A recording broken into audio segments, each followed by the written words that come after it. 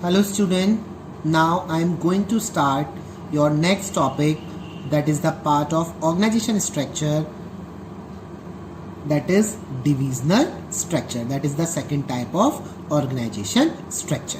When organization is large in size and producing more than one type of product, then activity related to one product are grouped under one department. That is called the divisional structure.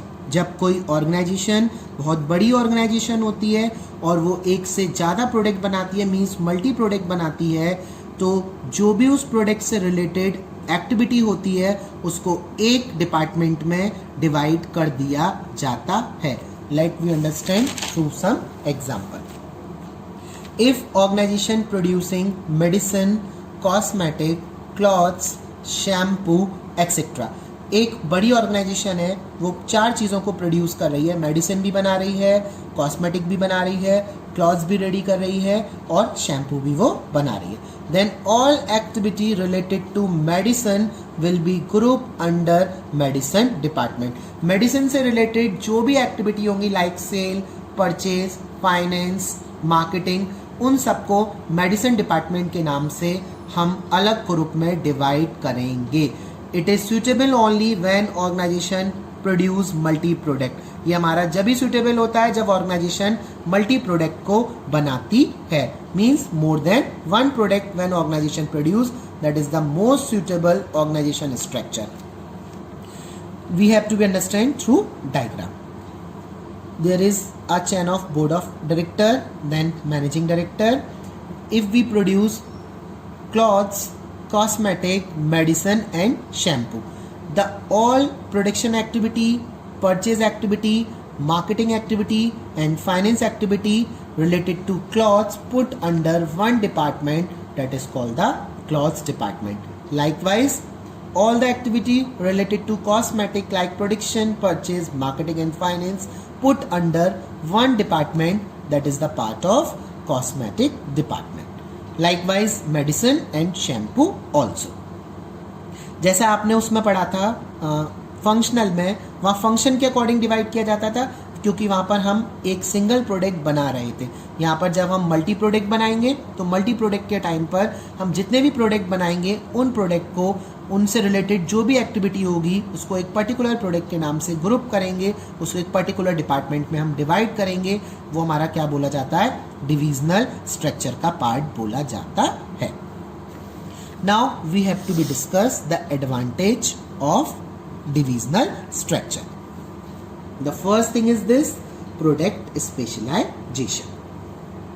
All activity related to one type of product are grouped under one department only, which bring integration and coordination in the activity. अगर cloth से related जो भी activity होंगी like production, like sales, like marketing, like finance, we have to be divide under one department. We have to be separate the closed department by the other department. Number 2, the decision are taken much faster. Cosmetic का से related decision लेना है तो cosmetic department लेगा, cloth से related decision लेना है तो क्लॉथ्स का डिपार्टमेंट लेगा, मेडिसिन से रिलेटेड अगर आपको कोई भी डिसीजन लेना है तो मेडिसिन डिपार्टमेंट उसको टेक ओवर करेगा. बाकी का किसी डिपार्टमेंट को एक दूसरे से कोई भी मतलब नहीं होगा. तो यहाँ जो डिसीजन मेकिंग होगी वो हमारी बहुत फास्ट तरीके से हो जाएगी. क्यों? क्योंकि यहाँ पर सबका अपना सेपरेट पर्टिकुलर प्रोडक्ट है, उससे रिलेटेड उनको वहाँ पर डिसीजन मेकिंग करनी है. Number 3, in this type of structure the performance of individual departments can easily be assessed and you can hold the department accountable for non-completion of the job. यहाँ पर हर individual department की performance को आप checkout कर सकते हो. यहाँ एक डिपार्टमेंट दूसरे डिपार्टमेंट पर होल्ड आउट ब्लेम नहीं करता है कि आपने जॉब को कंप्लीट करके नहीं दिया है. क्लॉथ से रिलेटेड कोई भी एक्टिविटी होगी तो वो क्लॉथ डिपार्टमेंट कंप्लीट करेगा, कॉस्मेटिक से रिलेटेड कोई भी एक्टिविटी होगी तो कॉस्मेटिक डिपार्टमेंट उसको हैंडल ओवर करेगा. वो अपने अपने डिसीजन लेंगे और उनकी परफॉर्मेंस को भी इजीली चेकआउट किया जा सकता है. आप किसी के ऊपर ऑब्जेक्शन नहीं कर सकते हैं कि आपने ये काम कंप्लीट नहीं किया है. वो पर्टिकुलर प्रोडक्ट से रिलेटेड जो भी एक्टिविटी होंगी वही उसके लिए आंसरेबल भी रहेंगे. Next the fourth point is this flexibility. Fast decision making lead to flexibility. जब डिसीजन मेकिंग हमारी फास्ट होती है तो वहां पर फ्लेक्सिबिलिटी भी रहती है. Next fifth point is this new department can be added without disturbing existing department. अगर 4 डिपार्टमेंट वहां पर है, अगर मान के चलो क्लॉथ भी है, कॉस्मेटिक भी है, मेडिसिन है, शैम्पू है, अगर हम मिल्क से रिलेटेड कोई भी प्रोडक्शन करना चाहते हैं तो पुराने डिपार्टमेंट एज इट इज रहेंगे, उनको हम डिस्टर्ब नहीं करेंगे. एक नया डिपार्टमेंट हम इजी मैनर में ऐड कर सकते हैं. Now we have to be discuss the disadvantage of divisional structure. Each department will require also source resources, so more resources required. Her department को अपनी अलग अलग सोर्सेज चाहिए, तो वहां पर हमें बहुत सारी रिसोर्सेज की जरूरत रहती है. रिसोर्सेज जितनी ज़्यादा होंगी वो वेस्ट भी हो सकती हैं. सबका अपना अलग अलग पार्ट है. क्लॉथ्स के लिए अलग, कॉस्मेटिक के लिए अलग, मेडिसिन के लिए अलग, शैम्पू के लिए अलग. तो इससे हर डिपार्टमेंट को बहुत सारी रिसोर्सेज की ज़्यादा ज़रूरत रहती है. Each department focus on their product only. Her department अपने प्रोडक्ट के ऊपर ही फोकस करता है, उसको दूसरे डिपार्टमेंट से कोई मतलब नहीं होता है. Third, conflict arise among department on allocation of resources. में भी बहुत सारे कन्फ्लिक्ट्स अराइज हो सकते हैं. जब एक डिपार्टमेंट को ज़्यादा रिसोर्सेज दिए, दूसरे डिपार्टमेंट को कम रिसोर्सेज दिए, वहाँ पर हमारे बहुत सारे क्राइसिस क्रिएट हो सकते हैं.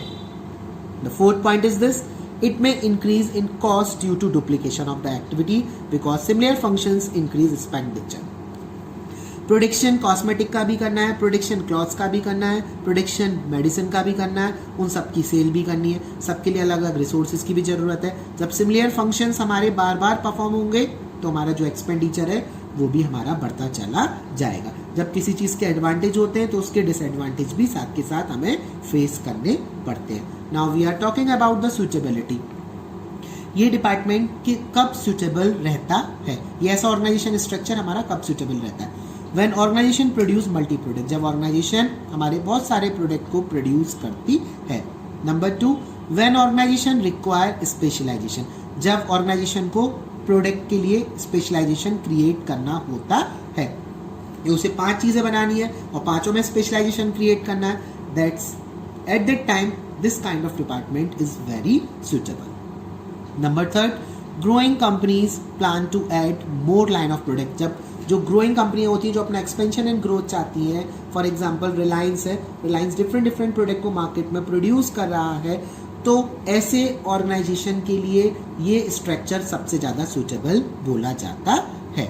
Now we are talking about the next topic, that is the difference between functional and divisional structure also. We have discussed the first basis, that is formation. It is formed on the basis of function. ये function के base पे form किया जाता है, ये हमारा product के base पर फॉर्म किया जाता है. फंक्शनल फंक्शन के बेस पर, डिविजनल प्रोडक्ट के लिए. Accountability and responsibility. Difficult to make accountability as department are interdependent. यहाँ पर डिपार्टमेंट एक दूसरे से इंटरडिपेंडेंट होते हैं, इंटरलिंक्ड होते हैं, इसी वजह से आप किसी की अकाउंटेबिलिटी इजी मैनर में फिक्स आउट नहीं कर सकते हो. You have to be face some difficulty when you have to be accountable, not to be accountable for a particular department because they all are interdependent to each other. Here in divisional structure, it is easy to fix the accountability as department working independently. क्योंकि यहाँ पर department independently work करते हैं, तो यहाँ पर आप उनकी अकाउंटेबिलिटी इजी मैनर में फिक्स आउट कर सकते हैं. The third point is this, that is economy cost. It is economical, it is not very economical because more resources are required. यहाँ पर आपको ज़्यादा रिसोर्सेज की रिक्वायरमेंट नहीं होती है. जब ऑर्गेनाइजेशन का साइज बढ़ जाता है, वो ग्रोथ एंड एक्सपेंशन चाहते हैं, तो जब डिफरेंट डिपार्टमेंट बढ़ जाएंगे, मल्टी प्रोडक्ट बनाएंगे, तो वहाँ पर रिसोर्सेज की आपको ज़्यादा ज़रूरत रहती है. Number 4, development of manager. Here less chance as manager become specialize in one function only. यहाँ पर हमारे चांसेस कम होते हैं मैनेजर को डेवलप करने के लिए, उनका डेवलपमेंट होने के लिए. क्यों? क्योंकि वो एक ही फंक्शन में स्पेशलाइज्ड होते हैं. Here more chance as manager perform multi function. यहाँ पर हमारे चांसेस ज़्यादा होते हैं. क्यों? क्योंकि मैनेजर यहाँ पर डिफरेंट डिफरेंट फंक्शंस को परफॉर्म करते हैं. They have to be perform multi function. That's why development chances is. The fifth point is this specialization. It bring functional specialization. यहाँ पे फंक्शनल स्पेशलाइजेशन क्रिएट होती है. It bring product specialization. यहाँ product के according specialization create होता है.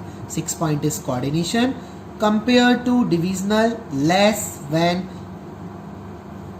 when company is producing more product. यहाँ पर आपका कोऑर्डिनेशन कम होता है. यहाँ पर आपका कोऑर्डिनेशन ज़्यादा बेटर रहता है. Suitability for all type of organization. ये हर तरीके के ऑर्गेनाइजेशन के लिए सुटेबल होती है, but it is suitable only when the organization plan to diversify their firm and they have to be produce multi product also. Now we discuss in short what is the functional structure and what is the divisional structure. Functional structure is kind of a structure in which we have to be division of work as per function. We have to be specialized in every function, grouping similar nature of job, uni product or single or one kind of product is company plan to manufacture only. Now we are talking about the divisional structure in short. Division as per product. Division of work as per product. We have to be divide the work as per product. Grouping of job related to common product. Specialization in each product. Multi-product manufacturing company. Organizations adding more line of product. And organization planning to expansion and diversification. That's all. Thank you.